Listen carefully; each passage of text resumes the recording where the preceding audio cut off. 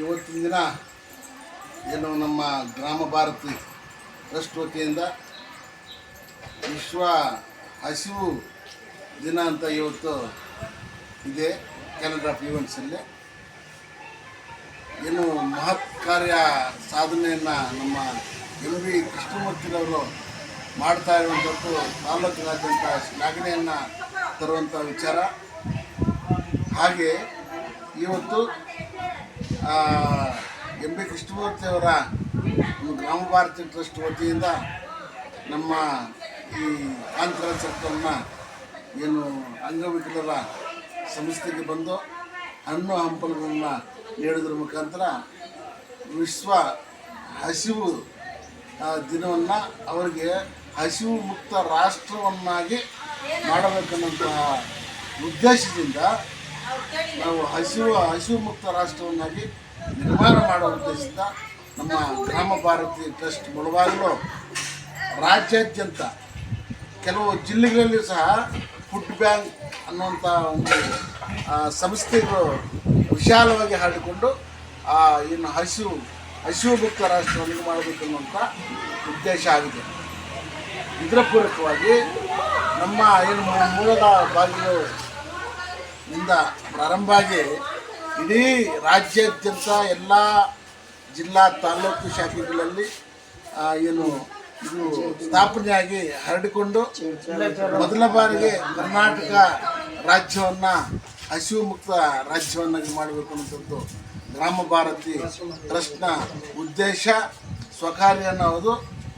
ಅದರಿಂದ ಇವತ್ತಿನ ದಿನ ನಾವೆಲ್ಲರೂ ಸೇರಿ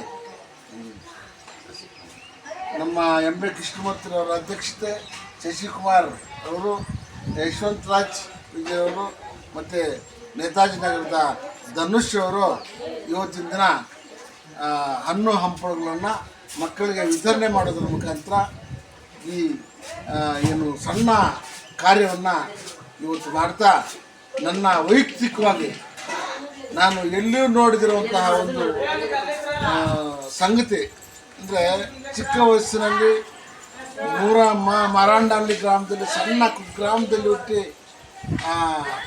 ಸೇವೆಯನ್ನು ಸಮಾಜ ಕಾರ್ಯ ಸೇವೆಯನ್ನು ಮಾಡ್ತಾ ಇರುವಂಥ ಒಬ್ಬ ವ್ಯಕ್ತಿ ಎಂ ಬಿ ಕೃಷ್ಣಮೂರ್ತಿ.